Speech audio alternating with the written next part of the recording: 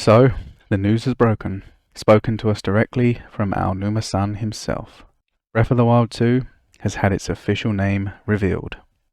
Dear viewer, without further ado, I introduce The Legend of Zelda, The Secrets of the Sequel. No, of course I am in fact talking about the heartbreaking announcement of the delay of Breath of the Wild 2. It's probably not a surprise to anyone following the scraps of news we get on the sequel, but this is the longest we have waited for a new Legend of Zelda mainstream title ever. If Breath of the Wild 2 is released in 2023, that will be 6 whole years. So I'm going to try and tackle the question of why it was delayed.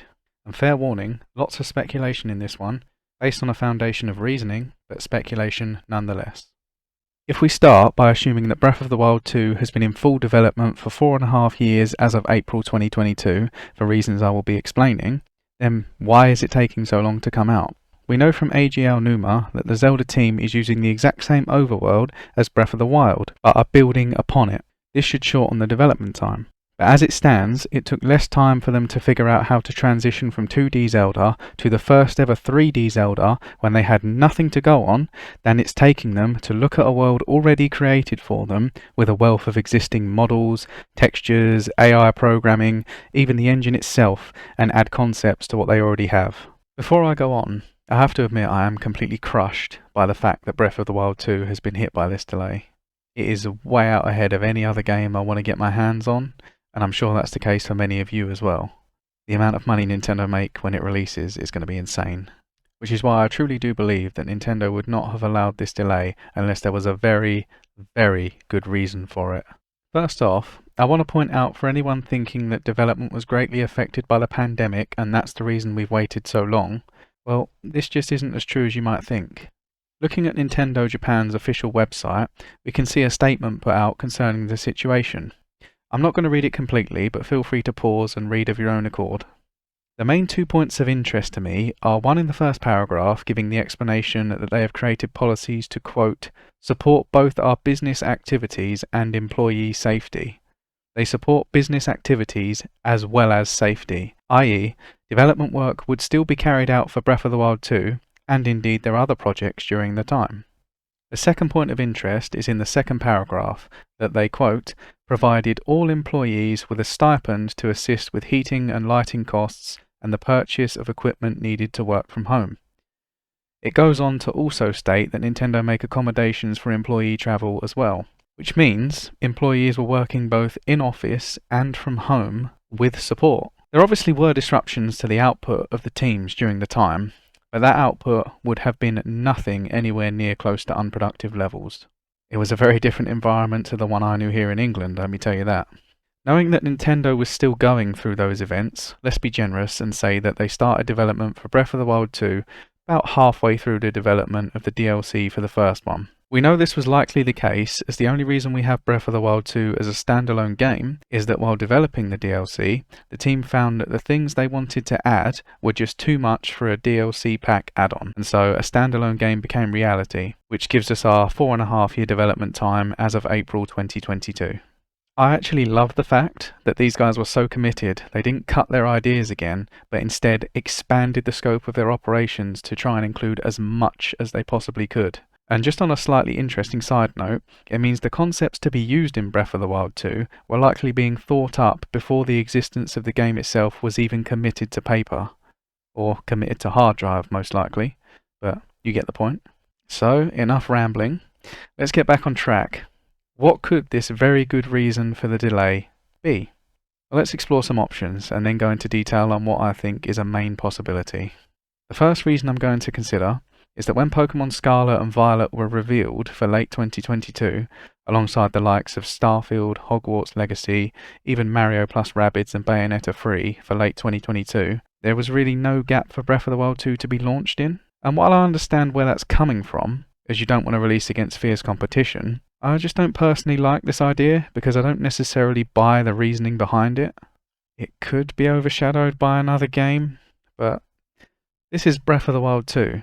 The sequel to the game that ushered in an era of challenging the philosophies in open world game development. I know people who wouldn't have even considered touching a Nintendo console with a barge pole until they saw Breath of the Wild extensively praised all over the internet. Even now, 5 years later, how many games do we see compared to Breath of the Wild?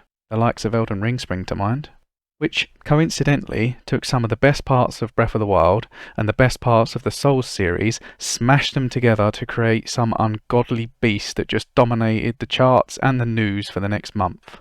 And that's precisely my point. I just find it hard to believe that Breath of the Wild 2 would struggle, given its similar attributes to Elden Ring.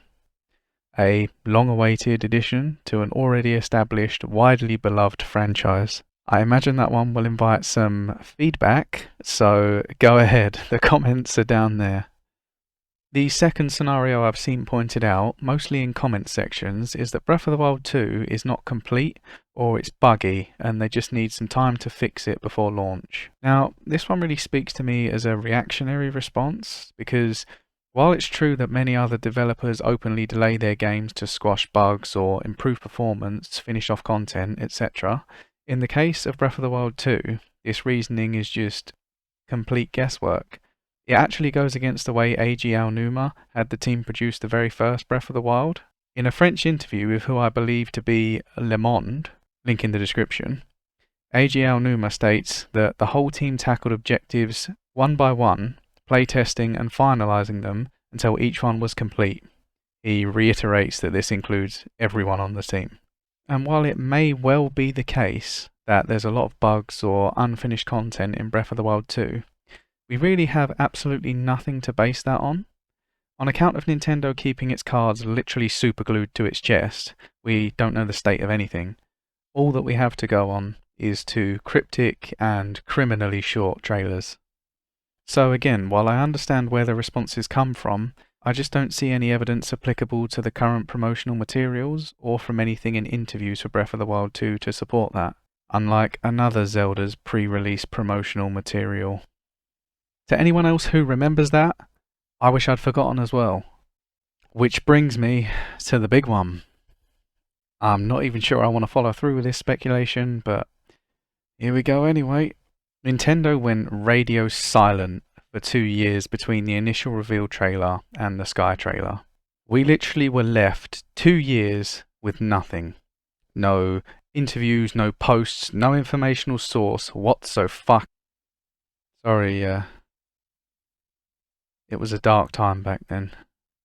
On a side note, I'm also waiting for Metroid Prime 4, and while information on that title is also slim, we've had hints of how development's been going from various reports every 12 months or so. That was until a year and a half ago when we learned about the job advertisement at Retro. There's been nothing since then. So, to spin our despair in a slightly more positive direction, we still have 6 months to go just to match the Zelda information drought. And that's just not going to happen, right? Right? Yeah.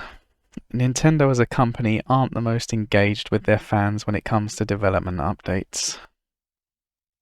Which leads me to believe that when we do actually get updates, such as a 1.5-minute long footage after waiting for 2 years, any information included is surely thoroughly thought out and deliberate.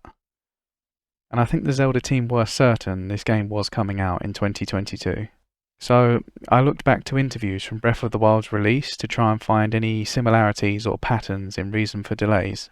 I didn't find anything to make direct comparisons to, but I did find some interesting comments made by a director of Breath of the Wild, Hidemaru Fujibayashi. In an interview with The Verge from 2017, link in the description, when asked about the Switch before its announcement, he stated that the team obviously knew of the development of the Switch hardware and had done so for a while, and that it also, quote, might come our way. When asked about porting over the game from Wii U to Switch, he also stated, quote, honestly, it was a little bit concerning for me.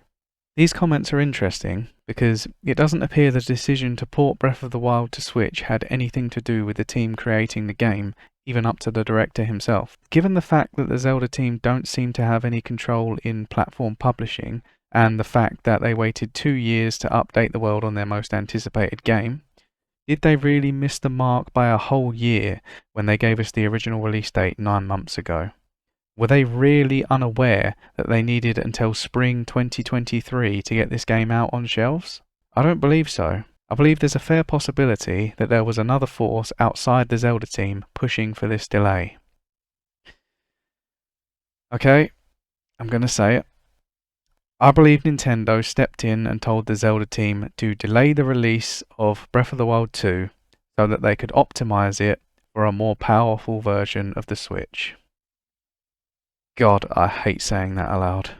But it just seems to me as a more logical answer as to why it's been delayed after already having so much development time with so many assets already available, and through an announcement that happened fairly suddenly. I mean, 9 months since the last update is fast for Breath of the Wild 2 announcement standards. And when other causes for delay, such as that the content is buggy, maybe incomplete in some way, can be dismissed by reasoning that if this truly was the case, they would have known the release date was an issue 6 months ago, and as a result we likely wouldn't even have had a date revealed yet at all.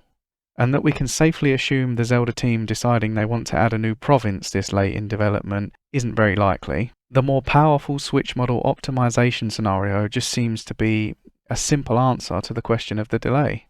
I believe the Zelda team were ready and confident to launch, and Nintendo saw an opportunity they had seen before with Breath of the Wild 1. They wanted it on the newest hardware. As crazy as it sounds, and as much as I want not to believe in a more powerful Switch model to have that belief smashed again, for an ambitious sequel, a more powerful Switch is a very, very good reason for a delay. Come on, Nintendo. Show us your secrets. Though, if either of those other reasons are actually the case, Nintendo, then you need to get some more guys and girls on the Zelda development team ASAP. Now. So, what do you think? Am I crazy for starting to believe in an upgraded Switch again? Or am I actually making some sense? I'm unsure, I can't tell anymore. If you made it to this point, I'll assume you enjoyed my scattered speculation, and I would be humbled if you would like and subscribe, as there's always plenty more to see through the lens of truth.